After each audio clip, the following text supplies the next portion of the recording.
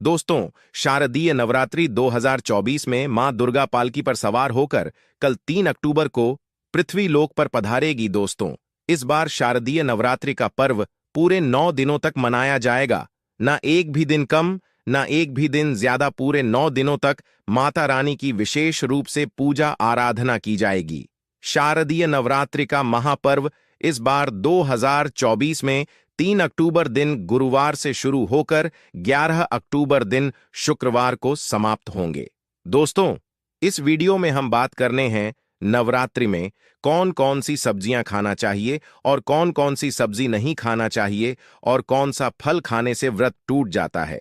आइए दोस्तों, जानते हैं नवरात्रि उपवास के दौरान क्या खाएं और क्या नहीं खाएं, व्रत के दौरान क्या पीना चाहिए और कौन सा फल खाना विशेष शुभकारी माना गया है। दोस्तों, आज के इस वीडियो में संपूर्ण जानकारी विस्तार से बताएंगे, लेकिन आगे बढ़ने से पहले आपसे निवेदन है, वीडियो को लाइक करके कमेंट बॉक्स में जय मां दुर्गा अवश्य लिख दीजिए, साथ ही चैनल को सब्सक्राइब कर लें।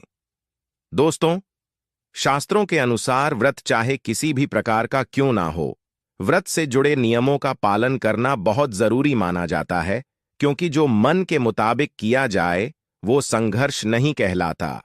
नवरात्रि के दिनों में मनोवांछित इच्छाओं को पूर्ण करने के लिए थोड़ा सा संघर्ष यानी कि तपस्या तो करनी ही पड़ती है।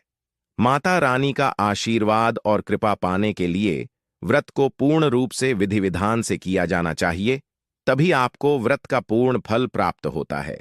इन नियमों का पालन करने से मां भगवती का अति उत्तम और दीर्घायु वरदान प्राप्त होता है। आपकी सभी मनोकामनाएं माता रानी बहुत जल्दी पूर्ण करती हैं। ऐसे व्यक्ति को मृत्यु के बाद माता रानी के चरणों में स्थान मिलता है।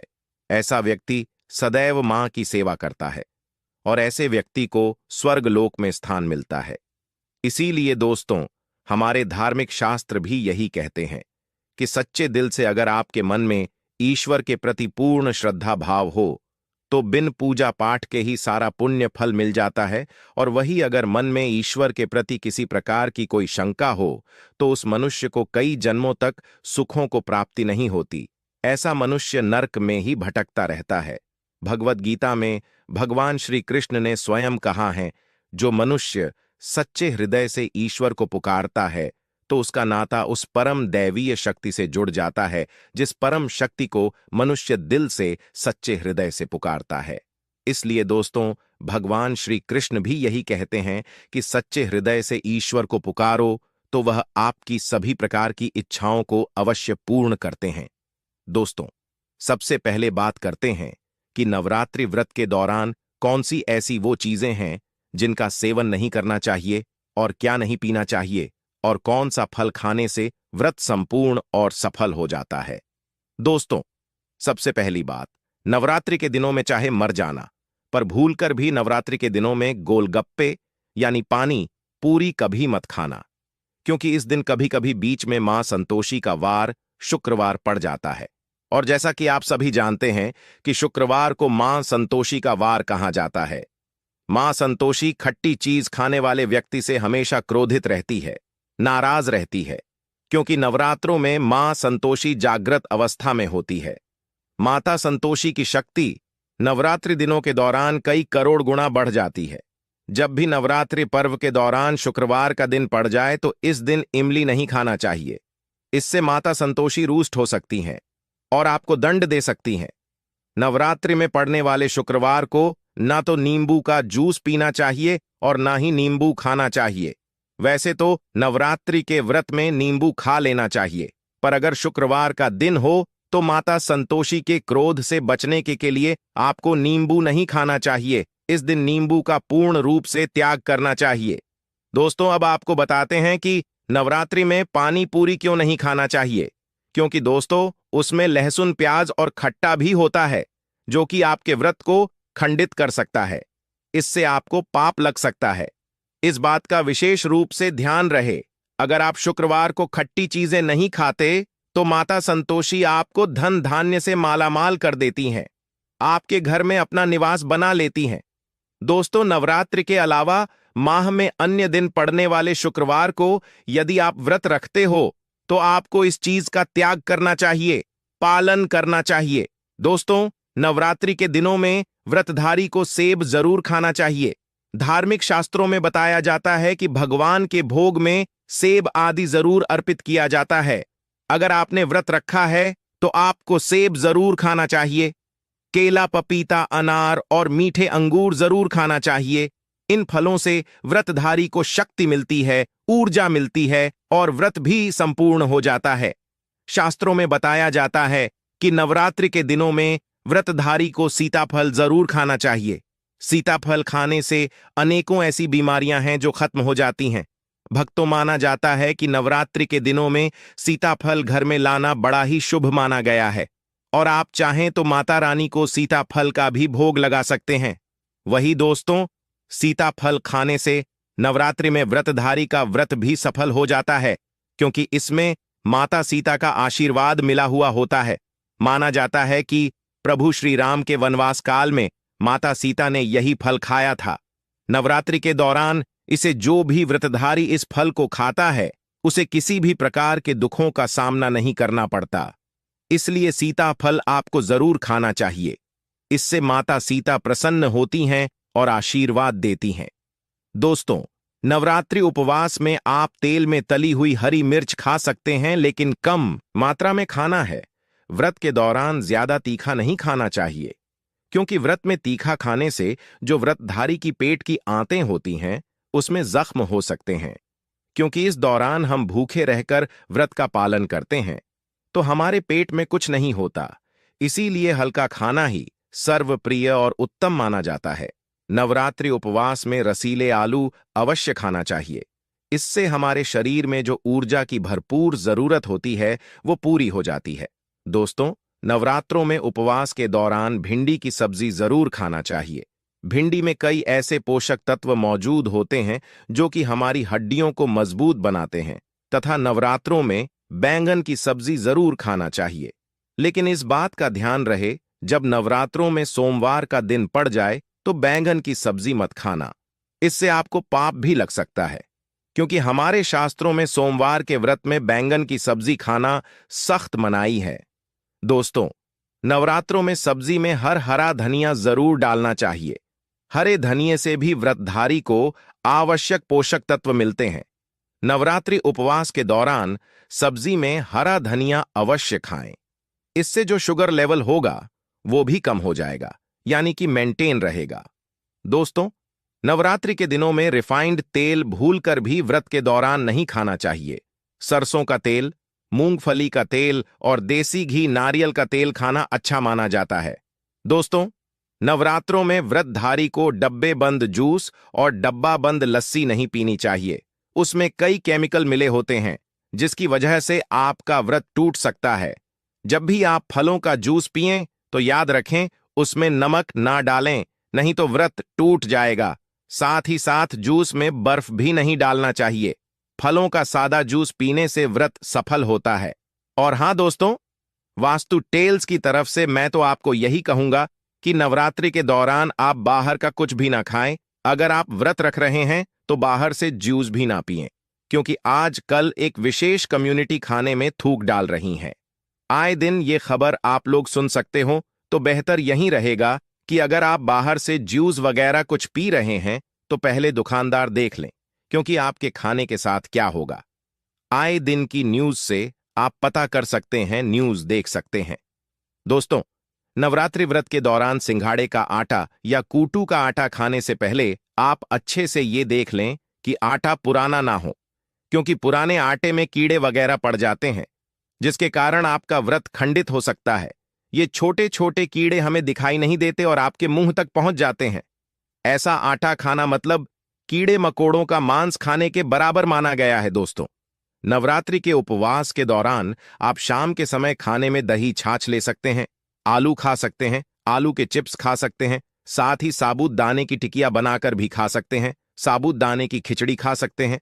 व्रत के दौरान आप आलू के पापड़ भी खा सकते हैं।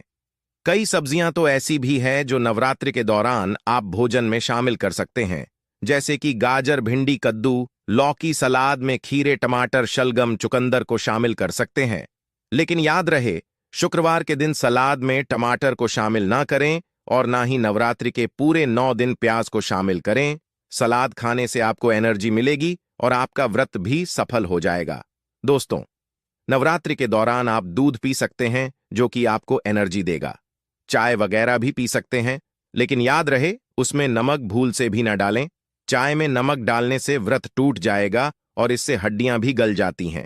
दोस्तों, इस एक बात का विशेष ध्यान रहे, व्रतधारी को व्रत के दौरान पेट भर खाना यानी गले तक भोजन नहीं करना चाहिए, नहीं तो व्रत रखने का कोई भी फायदा नहीं होगा। आप थोड़ा थोड़ा खा सकते हैं। दोस्तों, नवरात्रि के 9 दिन जगत जननी मां दुर्गा को समर्पित होते हैं। नवरात्रि के 9 दिन माता रानी के 9 अलग अलग स्वरूपों की पूजा की जाती है। नवरात्रि के 9 दिनों तक माता रानी को अलग अलग स्वरूप के हिसाब से अलग अलग भोग, अलग अलग पुष्प अर्पित किए जाते हैं। लेकिन क्या आप जानते हैं, कुछ ऐसी वस्तुएं हैं जिनको नवरात्रि के दौरान भूलकर भी माता रानी को अर्पित नहीं करना चाहिए। अब अगर इन वस्तुओं को आप गलती से भी मां भगवती को अर्पित करते हैं तो आपको उपवास और पूजा पाठ का पूर्ण फल नहीं मिलेगा। इसीलिए माता रानी का आशीर्वाद प्राप्त करने के लिए आप लोगों के लिए ये जानना अति आवश्यक है कि वो कौन सी ऐसी चीजें हैं जो माता रानी के पूजन में भूलकर भी इस्तेमाल नहीं करना चाहिए। तो आइए दोस्तों, अब जानते हैं। नंबर 1, नवरात्रि के दौरान शादीशुदा महिलाओं को काले कपड़े पहनकर पूजा पाठ नहीं करना चाहिए। साथ ही साथ सफेद कपड़े भी नहीं पहनना चाहिए। इससे पूजा पाठ, व्रत आदि खंडित हो जाते हैं। माता रानी की चौकी जब भी आप लगाएं तो उसके नीचे कागज नहीं बिछाना चाहिए। माता रानी की चौकी हमेशा लाल कपड़ा बिछाकर ही लगाना चाहिए। हमेशा इस बात का ध्यान रहे कि नवरात्रि के इन 9 दिनों तक व्रतधारी को अपना आसन माता रानी की चौकी के आगे ही लगाना चाहिए और वहीं पर आपको सोना चाहिए। जिस स्थान पर आपने चौकी लगाया है या पूजा घर में चौकी लगाई है, आपने तो मंदिर को नवरात्रों के दौरान अकेला नहीं छोड़ा जाता। ऐसा करना बहुत ही अशुभ माना जाता है। दोस्तों, जरा आप भी सोचिए, माता रानी 9 दिनों के लिए धरती पर आकर आपके घर में रहने के लिए आई हैं और ऐसे में आप उन्हें छोड़कर चले जाएंगे तो माता रानी खुद कहेंगी कि इसको मेरी जरूरत नहीं है। ऐसा करने से माता रानी अकेली पड़ जाती है। इसीलिए नवरात्रि के दिनों में माता रानी के पास ही सोना चाहिए। नंबर 2, नारियल। दोस्तों, हिंदू धर्म में नारियल को सुख, समृद्धि, धन दौलत और मान सम्मान का प्रतीक माना जाता है। नारियल को श्रीफल भी कहा जाता है। नारियल को सुख समृद्धि प्रदान करने वाला माना जाता है। नारियल का उपयोग हर एक मांगलिक कार्य में विशेष महत्व होता है। जैसे कि आप सभी जानते हैं कि माता रानी के कई मंदिरों में नारियल से बलि भी दी जाती और माता रानी के पूजन में भी नारियल का उपयोग हम सभी करते हैं। खासकर कलश स्थापना नारियल रखकर ही की जाती है। मां भगवती की पूजा में हम नारियल इस्तेमाल करते समय कुछ ऐसी गलतियां कर बैठते हैं जिनसे आप सभी को बचना चाहिए। दोस्तों, नारियल कई प्रकार के होते हैं। एक हरा नारियल जिसके अंदर पानी होता है, दूसरा सूखा नारियल। जिस नारियल के अंदर पानी होता है, माता के पूजन में सदैव पानी वाला और जटा वाले नारियल का ही इस्तेमाल करें और नारियल पूर्ण होना चाहिए। नारियल कहीं से चटका हुआ या टूटा हुआ नहीं होना चाहिए, क्योंकि साबुत नारियल ही पूर्णता और पवित्रता का प्रतीक माना जाता है। साबुत नारियल ही सुख समृद्धि का प्रतीक होता है। साबुत नारियल को ही श्रीफल यानी कि माता लक्ष्मी का फल कहा जाता है। नवरात्रि में माता रानी का कलश स्थापना करते समय जटा वाला नारियल यानी पानी वाला नारियल ही कलश पर स्थापित करना चाहिए। साथ ही इस बात का भी ध्यान रखना चाहिए कि नारियल को सदैव कलश के ऊपर लेटाकर ही रखना चाहिए। घट स्थापना करते समय कभी भी नारियल को खड़ा करके नहीं रखा जाता। नारियल को सदैव लेटाकर ही कलश के ऊपर रखा जाता है। दोस्तों, नारियल को स्थापित करने से पहले आप नारियल को लाल कपड़े में लपेटकर उस पर लाल चुनरी उड़ाकर ही आप नारियल को कलश के ऊपर स्थापित करें। शास्त्रों के अनुसार कलश के ऊपर जब सही तरीके से सही मुहूर्त में सही प्रकार का नारियल रखा जाता है, तभी ही व्रत और पूजा का पूर्ण फल प्राप्त होता है। दोस्तों, इस बात का भी ध्यान रहे कि माताएं बहनें माता रानी को नारियल तो अर्पित कर सकती हैं, लेकिन भूल से भी माता रानी के सामने माताओं बहनों को नारियल नहीं तोड़ना चाहिए, क्योंकि नारियल बीज रूप में होता है और स्त्रियां बीज रूप से ही शिशु को जन्म देती हैं, इसीलिए माताओं बहनों को नारियल नहीं तोड़ना चाहिए। नंबर 3, लौंग। दोस्तों, हम सब माता रानी की पूजा में लौंग का इस्तेमाल करते हैं, लेकिन लौंग का इस्तेमाल करते समय एक बहुत बड़ी गलती कर बैठते हैं कि वो ये है कि हमेशा इस बात का ध्यान रखना चाहिए कि माता रानी को सदैव फूल वाली लौंग ही अर्पित करना चाहिए। जिस लौंग के ऊपर फूल नहीं होता या जिस लौंग के पीछे लकड़ी की डंडी नहीं होती है, ऐसी लौंग के आप माता रानी की पूजा में भूलकर भी इस्तेमाल न करें। फूल वाली लौंग को ही पूर्ण माना जाता है और माता रानी की पूजन में कोई भी अपूर्ण वस्तु या कोई भी खराब वस्तु या टूटे हुए अक्षत आदि का इस्तेमाल नहीं किया जाता। इसीलिए सदैव माता रानी की पूजा में फूल वाली लौंग का ही इस्तेमाल करें। दोस्तों, नंबर 4, माता रानी को तुलसी के पत्ते अर्पित नहीं करने चाहिए। मां दुर्गा के पूजन में तुलसी पत्र का इस्तेमाल करना वर्जित माना जाता है और मां दुर्गा ही नहीं, किसी भी माता रानी को तुलसी पत्र अर्पित नहीं किया जाता। तुलसी पत्र के अलावा आंवला और दुर्बा भी माता रानी को अर्पित नहीं करना चाहिए। दुर्बा भगवान श्री गणेश को अति प्रिय है। नवरात्रि में आप भगवान गणेश को दुर्बा अर्पित कर सकते हैं, वही आंवला भगवान शिव को अति प्रिय है। आप नवरात्रि में भगवान शिव को आंवला जरूर अर्पित करें। दोस्तों, माता रानी को सफेद फूल भी अर्पित ना करें, क्योंकि माता रानी को सदैव लाल रंग के फूल अर्पित किए जाते हैं। लाल रंग के फूल माता रानी को अति प्रिय है। खासकर माता रानी को गुड़हल, लाल रंग का गुलाब और कमल के फूल अति प्रिय हैं। दोस्तों, शास्त्रों में बताया जाता है कि घर में माता रानी की 2 या 3 मूर्तियां या फोटो एक साथ नहीं होनी चाहिए। इस बात का भी आप लोगों को विशेष करके रखना है।